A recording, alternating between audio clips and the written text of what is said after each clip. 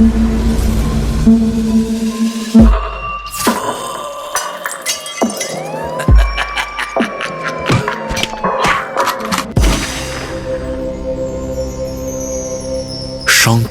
আয়োজন গোয়েন্দাগিরি।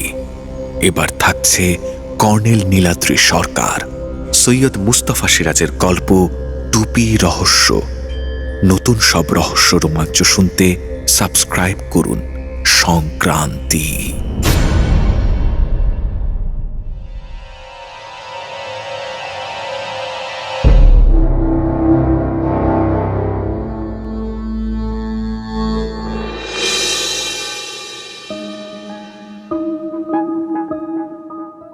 কর্নেল নীলাদ্রি সরকারের ফ্ল্যাটে আড্ডা দিতে গিয়েছিলাম।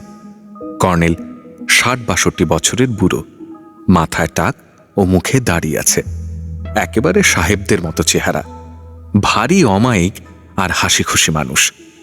একা থাকেন, কিন্তু বুড়ো হলে কি হবে, এখনো ওনার গায়ে পালোয়ানের মতো জোর আছে।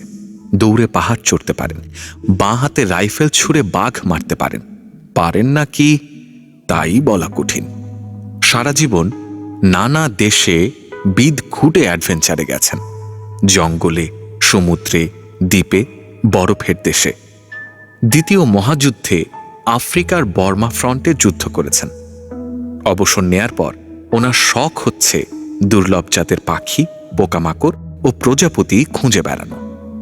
এজন্যে প্রায় উনি পাহাড়ে জঙ্গলে বেরিয়ে পড়েন। সঙ্গী বলতে আমি, এই জয়ন্ত চৌধুরী।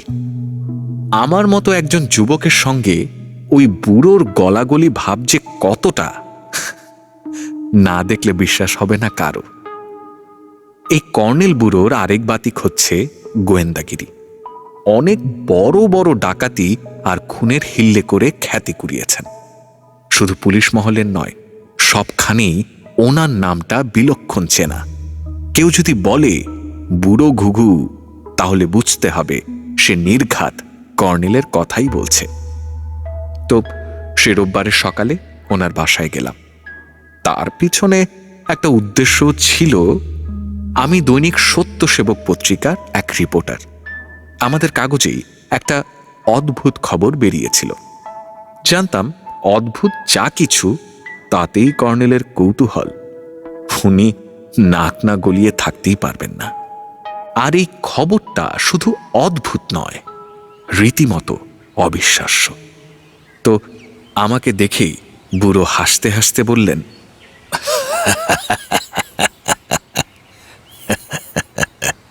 এসো জয়ন্ত, এসো। এক্ষুনি তোমার কথা ভাবছিলাম। নিশ্চয়ই তুমি সেই ভুতুরে টুপির ব্যাপারে খুব উত্তেজিত হয়ে পড়েছ। ভুতুরে টুপি না জ্যান্ত টুপি? একই কথা বলে কর্নেল খবরের কাগজ খুলে একবার চোখ বুলিয়ে নিলেন। তারপর বললেন, ব্যাপারটা বেশ মজার, তাই না জয়ন্ত? চোঙার মতো এই ধরনের টুপি ক্রিসমাসের পর্বে পরা হয়। আবার সার্কাসের ক্লাউনরাও এমন টুপি পরে ভাড়ামি করে। সেই টুপি কিনা ইচ্ছে মতো চড়ে বেড়ায়, লাফায়, নাচে, বিছানায় ঘুমোয়, খাবার টেবিলে গিয়ে খেতে বসে, ইজি চেয়ারে আরামে গড়ায়, খাসা, ভাবাই যায় না। টুপির মালিক যে ঘাবড়ে যাবেন তাতে আর সন্দেহ কি? শুধু তাই নয় কর্নেল, বাগানে গিয়ে গোলাপ গাছে চড়ে চমৎকার দোল খায় বেটা।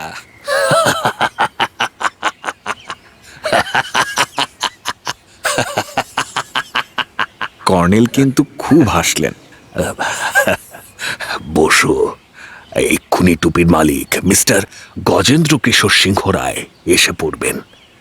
একটু আগে আমায় ফোন করেছিলেন। কর্নেলের পরিচারিকা মিস অ্যারাথুন একটা ট্রেতে কফি রেখে গেল। কফির পেয়ালায় সবে মুখ দিয়েছি, দরজায় ঘণ্টা বাজল। তারপর এক প্রকাণ্ড দশাশয় চেহারার স্যুট পরা ভদ্রলোক ঘরে ঢুকলেন। ওনার হাতে একটা কিট ব্যাগ। আমাকে সম্ভাষণ করলেন আর কর্নেলের সঙ্গে করলেন হ্যান্ডশেক। আমার সঙ্গে পরিচয় করিয়ে দিলেন কর্নেল। সোফায় গম্ভীর মুখে উনি বসলে কর্নেল বললেন, মিস্টার সিংহরায়, বলুন কি করতে পারি আপনার জন্য। সিংহরায় বললেন, আপনাকে ফোনে তো সবই বলেছি কর্নেল, নতুন করে কিছু বলার নেই। ব্যাপারটা আজ 3 দিন ধরে সত্যি সত্যি ঘটছে। খবরের কাগজ তো দূরের কথা, বাড়ির কাউকেই আমি বলিনি, অথচ কিভাবে ফাঁস হয়ে গেল কে জানে। খবরের কাগজেই বা খবরটা দিল কে, কিছুই বুঝতে পারছি না। সেই জন্যই তো আপনার কাছে সাহায্য চাইছি। কর্নেল মুখ খোলার আগে আমি অবাক হয়ে বললাম, খবরটা নিশ্চয়ই কোনো রিপোর্টারকে কেউ দিয়েছে, না দিলে তো কাগজে বেরোতেই পারে না। সিংহরায় উদ্বিগ্ন মুখে বললেন, সেটাই তো আশ্চর্য লাগছে। কর্নেল যেন ভুরু কুঁচকে কি একটা ভাবছিলেন। কিন্তু টুপিটা যে ওইসব অদ্ভুত কাণ্ড করছে তা তো সত্যি। হ্যাঁ, একেবারে হুবহু সত্যি। টুপিটা কিনেছি গত বৃহস্পতিবার চৌরঙ্গীর একটা নিলামের দোকানে। অদ্ভুত অদ্ভুত জিনিস কিনে ঘরে সাজিয়ে রাখা আমার একটা বাতিক। টুপিটা দেখতে অদ্ভুত লাগলো। 25 টাকা থেকে দর হাঁকাহাঁকি শুরু হলো। 30-এ উঠেই অন্যরা ছেড়ে দিল। শুধু একজন বলুন। একজন অবাঙালি ভদ্রলোক ছাড়লো না, দর চড়াতে থাকলো। তাই আমারও জেদ চড়ে গেল। শেষ অবধি রোকের মাথায় 1300 টাকা ডাকলাম। তখন লোকটা সরে গেল। টুপি নিয়ে বিজয় গর্বে বাড়ি ফিরলাম এবং তারপর সন্ধ্যাবেলা থেকেই টুপিটা খেল দেখানো শুরু করলো।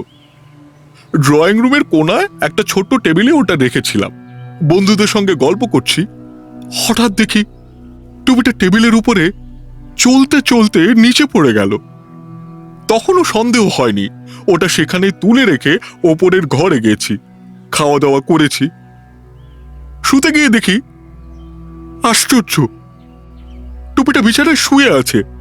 বাড়ির সবাইকে জিজ্ঞেস করলাম, কেউ কিচ্ছু জানে না। সবচেয়ে আশ্চর্য কাণ্ড ঘটল শুক্রবার রাতে। টুপিটা শোয়ার ঘরেই রেখেছিলাম। রাত 2টোয় হঠাৎ ঘুম ভেঙে গেল। ঘরে খসখস শব্দ শুনে সুইচ টিপে টেবিল ল্যাম্পটা জ্বালালাম। দেখি টুপিটা মেঝেতে দিব্যি হাঁটছে। হাঁটতে হাঁটতে জানালার দিকে যাচ্ছে। তারপর চোখের সামনে সেটা জানালা গলিয়ে লাফ দিল। বিশ্বাস করুন কর্নেল, বিশ্বাস করুন, যা বলছি এর মধ্যে এতটুকু মিথ্যে নেই। বলুন বলুন। মিস্টার সিংহরায়ের মুখে ভয়ের ছাপটা ফুটে উঠল। দম নিয়ে বললেন, তখনই টর্চ আর পিস্তল নিয়ে নিচে গেলাম। দেখলাম টুপিটা বুগনভিলিয়ার গাছে কাত হয়ে যেন ঘুমোচ্ছে। সবচেয়ে অবাক কাণ্ড ঘটল গত রাতে। টুপিটা কখন ঘর থেকে বেরিয়ে গেছে, একটা গোলাপ গাছে চড়ে বসেছে। আজ ভোরবেলা মালি দেখতে পেয়ে কর্নেল বাধা দিয়ে বললেন, বুঝেছি, আমি বুঝতে পেরেছি। টুপিটা কি আপনার সঙ্গে এনেছেন? এনেছি। এই বিদঘুটে জিনিস আর কাছে রাখতে একটু ইচ্ছে নেই কর্নেল। বলেই সিংহরায় কিট ব্যাগ খুলে একটা চোঙার মতো টুপি বের করলেন। প্রকাণ্ড টুপি, কালো রং, সূচালো ডগায় একটা রেশমি থাপি আছে। দুপাশে দুটো দুষ্টু হাসি ভরা মুখ, একদিকেরটা ছেলের আর অন্য দিকেরটা মেয়ের। আমার নাকে একটা কড়া গন্ধ লাগলো। নিশ্চয়ই টুপির গন্ধ। কর্নেল টুপিটা নিয়ে পরীক্ষা করতে করতে বললেন, বেশ ওজন আছে দেখছি। শক্ত সামর্থ্য মাথা না হলে ঘাড়ে ব্যথা করবে। কিন্তু এ টুপি তো প্রশান্ত মহাসাগরের মাকাসিকো দ্বীপপুঞ্জের বাসিন্দারা পরে। বুনো বেড়াল জাতীয় পশুর চামড়ায় তৈরি। আমি ব্যস্ত হয়ে বললাম, কর্নেল কর্নেল, গত বছর মাকাসিকোতে রাজাকে হটিয়ে এক সেনাপতি সিংহাসন দখল করেছিল না? রাজা অনুহিটিক পালিয়ে গিয়ে আমেরিকায় আশ্রয় নিয়েছিলেন। খুব খুনোখুনি আর লুটপাট হয়েছিল রাজপ্রাসাদে, তাই না? কর্নেল আমার দিকে তাকিয়ে বললেন, অপূর্ব জয়ন্ত, অপূর্ব। তাই তো বটে, হাজার হলেও তুমি তো খবরের কাগজের লোক। মিস্টার সিংহ রায়, তাহলে টুপিটা আমার কাছে আপাতত থাক, কোনো আপত্তি আছে?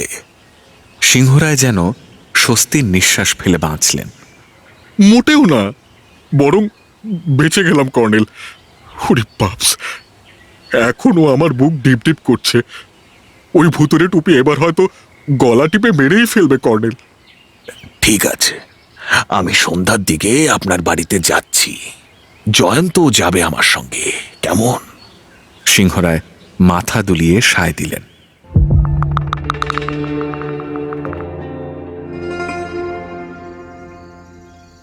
কথা মতো 5:30টায় আবার কর্নেলের ফ্ল্যাটে গেলাম। দেখি আমারই অপেক্ষা করছেন উনি। একটু হেসে বললাম, টুপিটা নিশ্চয়ই আপনাকে খুব জ্বালিয়েছে কর্নেল। কর্নেল গম্ভীরভাবে মাথা নেড়ে বললেন, না না জয়ন্ত, এবং সেটাই আশ্চর্য। কেন কেন? টুপিটা যদি সত্যি ভুতুরে হবে, তাহলে সবখানেই ভুতুরে কাণ্ড করবে, অথচ আমার ঘরে এসে একেবারে শান্ত খোকা বাবুটি বনে গেল।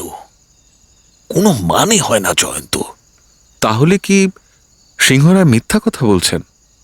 খবরের কাগজেও কি উনি নিজেই খবরটা দিয়েছেন? কিন্তু এসবের উদ্দেশ্য কি কর্নেল? সিংহরায় কেন এমন আজগুবি ঘটনা রটাচ্ছেন? সবকিছু জানতেই তো ওনার বাড়ি যাচ্ছি আমরা। চলো চলো, বেরিয়ে পড়া যাক।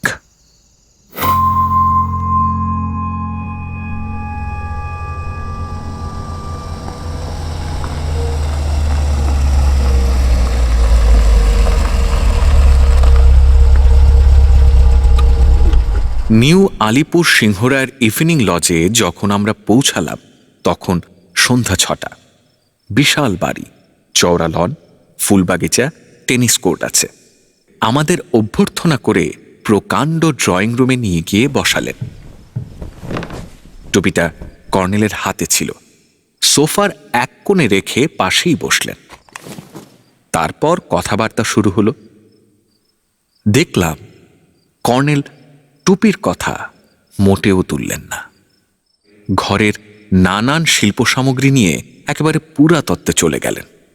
ওসব পাণ্ডিত্য ব্যাপার আমি আবার একদম বুঝি না। চুপচাপ বসে রইলাম। হঠাৎ আমার চোখে পড়ল টুপিটা নড়ছে। নড়তে নড়তে সোফার পিছনে চলে যাচ্ছে। ঘরে আলো খুব উজ্জ্বল নয়, হালকা ধূসর আলো জ্বলছে। আমি নিজের চোখকে বিশ্বাস করতে পারলাম না। এত অবাক আর ভয়ে কাঠ হয়ে গেছি যে মুখ দিয়ে কথাও বেরোচ্ছে না।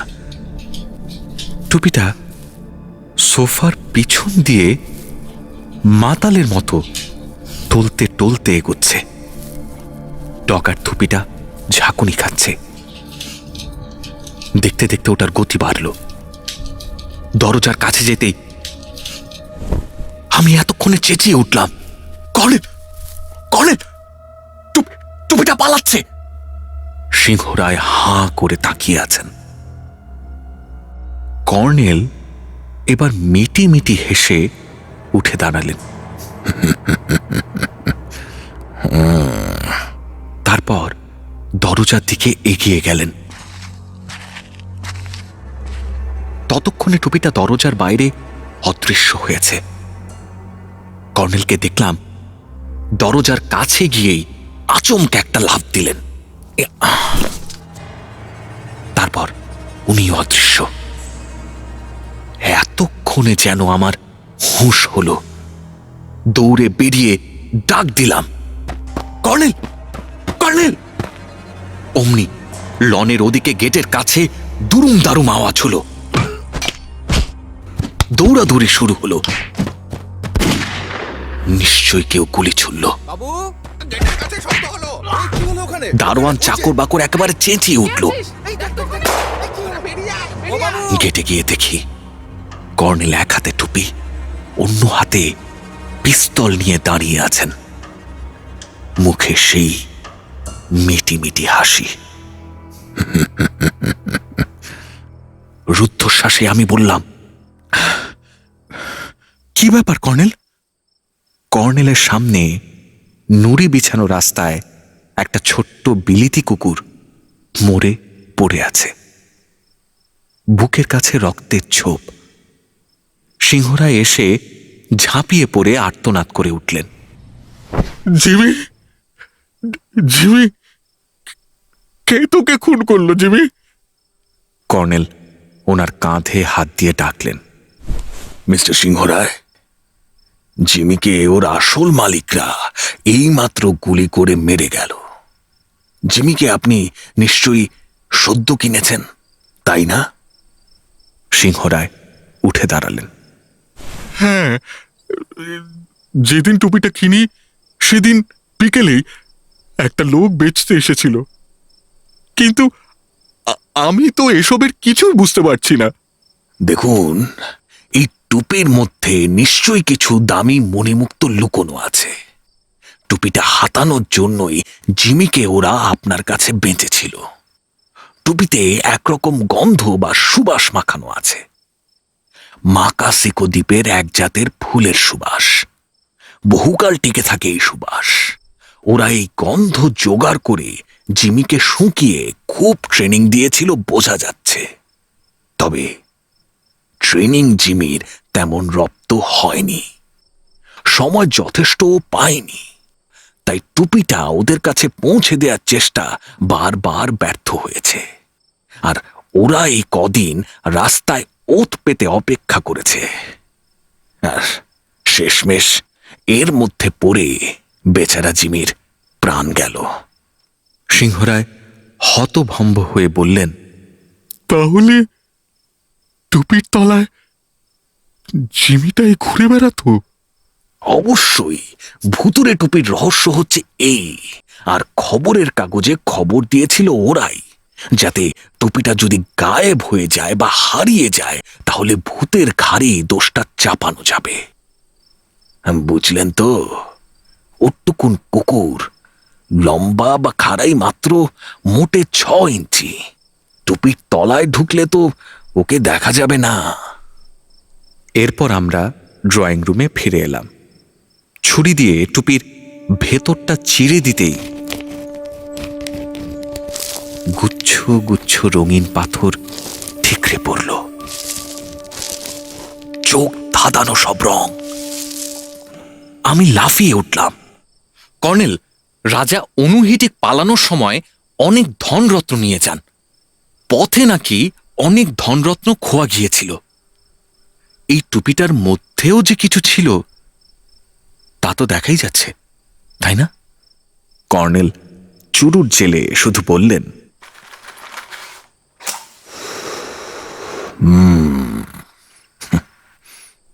মনে মনে বললাম, ওহে বুড়ো ঘুঘু, সত্যি তোমার তুলনা নেই।